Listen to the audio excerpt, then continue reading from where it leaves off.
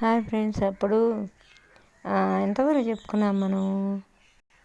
మీకు ఇవన్నీ నచ్చుతాయేమో నా మాటలు అని చిన్ననాటి జ్ఞాపకాలు, మెమరీస్ అవి గుర్తొస్తే అంటే మళ్ళీ మర్చిపోలేం కదా, జీవితంలో ఎప్పటికీ మర్చిపోలేం.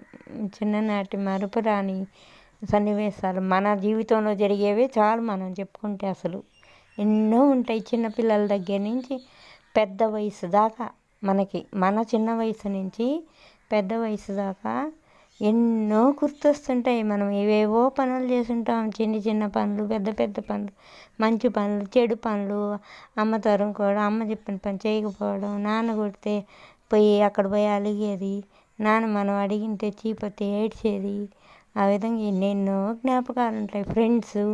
ఆ ఫ్రెండ్స్లో కూడా పెన్సిల్ ఇకపోతే అలిగేది, పెన్ను ఇకపోతే అలిగేది.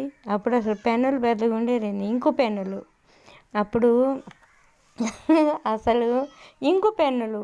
అప్పుడు సార్ వాళ్ళు ఏమి హోంవర్క్ ఇస్తే రాయలేదు అని అడిగారు అనుకో, సపోజు నేను కాదు, అడిగారు అనుకో, అప్పుడు మా పక్కన ఫ్రెండ్స్ ఏం చెప్పేవాళ్ళు, సార్ పెన్ అయిపోయింది సార్, ఈ పెన్నులో ఇంక్ అయిపోయింది సార్ అనేది.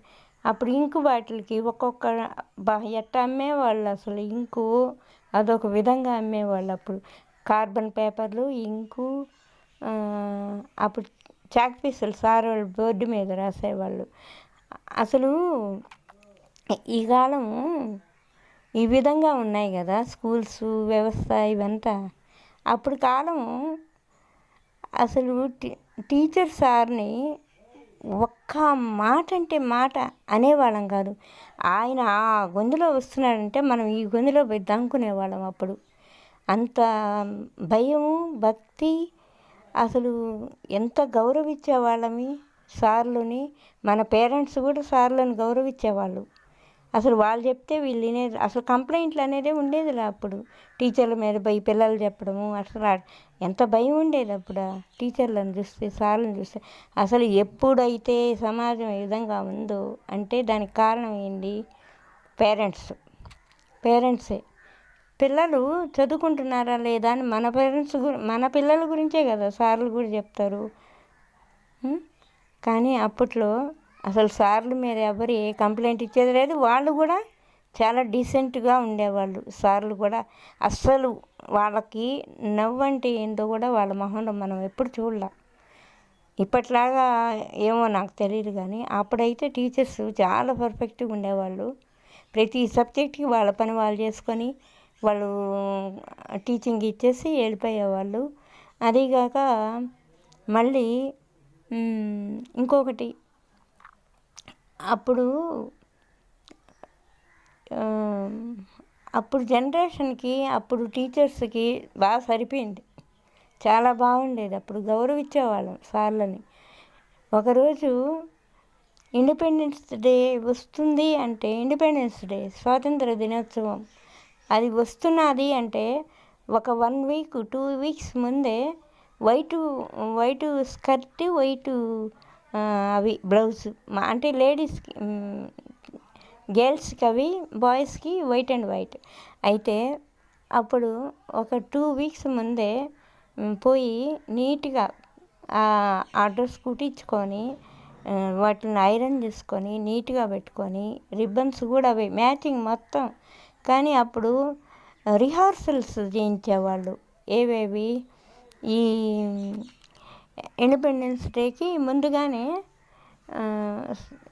ఏం చేసేవాళ్ళంటే, మామూలుగా యానివర్సరీ చేసేది అది 1 ఇయర్కి ముందు, హాలిడేస్కి ముందు చేస్తారు యానివర్సరీ. దానికి కాకుండా ఇప్పుడు దీనికి కూడా మళ్ళీ సపరేట్గా కాంపిటీషన్స్ పెట్టడము. ఫస్ట్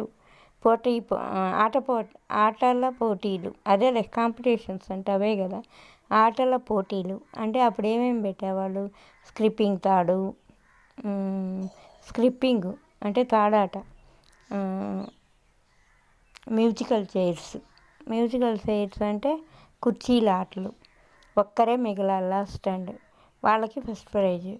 తర్వాత lemon and spoon, lemon and spoon అంటే అవి నిమ్మకాయ స్పూన్లో పెట్టుకొని ఫాస్ట్గా నడవాలి, అది పడిపోకూడదు. తర్వాత సూది దారం నీళ్ళు అది అది అదేలే నీడిల్ సూదిలే దారం థ్రెడ్ అయితే దాంట్లో గుచ్చాల. అది గోతలాట. అబ్బా అస్సలు చిన్నప్పుడు ఇవి చెప్పుకుంటే నాయన స్కూల్స్ అది అటుని నేనేం చెప్పానంటే ఇప్పుడు స్వాతంత్ర దినోత్సవానికి చెప్పాను కదా, ఆ విధంగా ఉండేది. ఒక 1-2 వీక్స్ ముందే ఇవన్నీ కాంపిటీషన్స్ అన్నీ పెట్టిన తర్వాత ఫస్ట్ ప్రైజులు అవి నాకు మ్యూజికల్ చైర్లో ఫస్ట్ ప్రైజ్ వచ్చింది. అప్పుడు మ్యూజికల్ చైర్స్లో. తర్వాత స్కిప్పింగ్ ఏమో పెద్ద రాలేదు కానీ రన్నింగ్లో వచ్చింది. తర్వాత అట్లా ఇప్పుడు గురువుని అసలు గౌరవించట్లా. వాళ్ళు ఉద్యోగాలు చేయాలన్నా భయపడిపోతున్నారు. పెళ్ళాం బిడ్డల్ని పోషించుకోవాలి, పిల్లల్ని పోషించుకోవాలి. ఈ ఉద్యోగం చూస్తే ఈ విధంగా ఉంది. పిల్లల్ని పట్టించుకుంటే ఒక బాధ, పట్టించుకోకపోతే ఒక బాధ. సిన్సియర్గా ఉండే టీచర్లకు అందరికీ ఇది ఒక తలనొప్పి పిల్లల వల్ల. అది ఏమన్నా చెప్పారంటే చాలు, అంటే ఆ విధంగా అయిపోయింది ఇప్పుడు. అంతేగాని మరి వాళ్ళు ఎందుకు చెప్తున్నారా, మన పిల్లలు చదువుకొని బాగుంటారులే అని అనుకోవటంలా ఎవరు. ఆ విధంగా ఉంది. అప్పుడు జనరేషన్ వేరు, ఇప్పుడు జనరేషన్ వేరు. అందువల్ల పిల్లల బిహేవియర్స్ కూడా ఇప్పుడు బాగాలేవు. అప్పుడు వేరు, ఇప్పుడు వేరు. ఇప్పుడు ఎవరికి వాళ్ళే పెద్ద. ఎక్కడ ఎవరి దగ్గర పట్టినా ఫోన్లు తీసుకొని అక్కడ చెట్ల కింద, ఇక్కడ చెట్ల కింద, ఇక్కడ చేమల కింద ఇట్లా తిరుగుతున్నారు.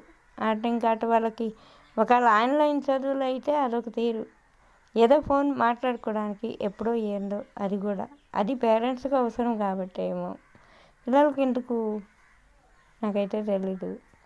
సరే, ఈ రోజుకి ఇది చెప్పాను కదా. ఇప్పుడు నా చిన్నప్పుడు విషయాలు, స్వాతంత్ర దినోత్సవం గురించి మళ్ళీ చెప్తా. అప్పుడు ఏమేమి జరిగేది. అప్పుడు పెద్దవాళ్ళందరూ ఉండేవాళ్ళు అనమాట ఊళ్ళల్లో. పెద్ద వాళ్ళు ఉంటే వాళ్ళని ఇన్వైట్ చేసి సార్ వాళ్ళు వచ్చే ముందు మనం ఏమేమి నేర్చుకొని ఉండాలి, మంచి ఇవి ఏంటంటే ప్లెడ్జ్ నేర్చుకోవాలి, నేషనల్ యాంథమ్ నేర్చుకొని ఉండాలి.